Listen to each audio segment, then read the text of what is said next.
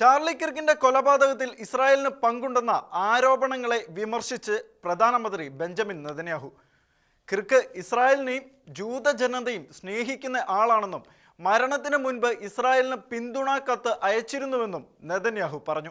Charlie കിർക്കിന്റെ കൊലപാതകവുമായി ഇസ്രായേലിനെ ബന്ധിപ്പിക്കുന്ന കിംവദന്തികളെ അപലപിച്ച് രംഗത്തെത്തിയിരിക്കുകയാണ് ഇസ്രായേൽ പ്രധാനമന്ത്രി ബെഞ്ചമിൻ നെതന്യാഹു. നാസി പ്രചാരണ മന്ത്രി ജോസഫ് ഗീബൽസ് പറഞ്ഞത് നുണ എത്ര വലുതാണോ അത്രയും വേഗത്തിൽ അത് വ്യാപിക്കുമെന്നാണ്. ചാർലി കിർക്കിന്റെ ദാരുണമായ കൊലപാതകത്തിൽ ഇസ്രായേലിന് എന്തോ പങ്കുണ്ടെന്ന് ആരോ ഒരു വലിയ നുണ കെട്ടിച്ചമച്ചിരിക്കുന്നു. ഇത്തരം ഗൂഢാലോചനപരമായ സിദ്ധാന്തങ്ങൾ പ്രചരിപ്പിക്കുന്നത് ഭ്രാന്താണെന്നും തെറ്റാണെന്നും അതിരുകടന്നതാണെന്നും നെതന്യാഹു പറഞ്ഞു. ചാർലി കിർക്ക് ഒരു വലിയ വ്യക്തിത്വത്തിന് ഉടമയായിരുന്നു. സ്വാതന്ത്ര്യം പ്രതിരോധിച്ച, അമേരിക്കയെ പ്രതിരോധിച്ച, നമ്മുടെ പൊതു ജൂത ക്രിസ്ത്യൻ നാഗരികതയെ പ്രതിരോധിച്ച ഒരു നൂറ്റാണ്ടിലെ പ്രതിഭയായിരുന്നു അദ്ദേഹമെന്നും നെതന്യാഹു പറഞ്ഞു.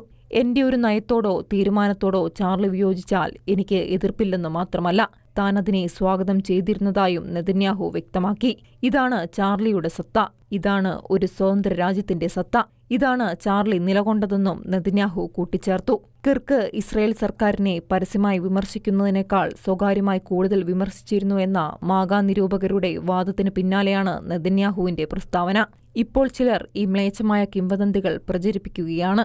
ഒരുപക്ഷെ ഖത്തറിന്റെ ധനസഹായത്തോടുള്ള അമിതമായ അഭിനിവേശം കൊണ്ടായിരിക്കാം ഇതെന്നും നെതന്യാഹു പറഞ്ഞു. ചാർലി കിർക്കിന്റെ കൊലപാതകത്തിന് ശേഷം യുഎസിലുടനീളമുള്ള ലിബറലുകളും യാഥാസ്ഥിതികരും ആർക്കാണ് ഉത്തരവാദിത്വം എന്നതിനെ ചൊല്ലി പരസ്പരം ആരോപണങ്ങൾ ഉന്നയിച്ചിരുന്നു.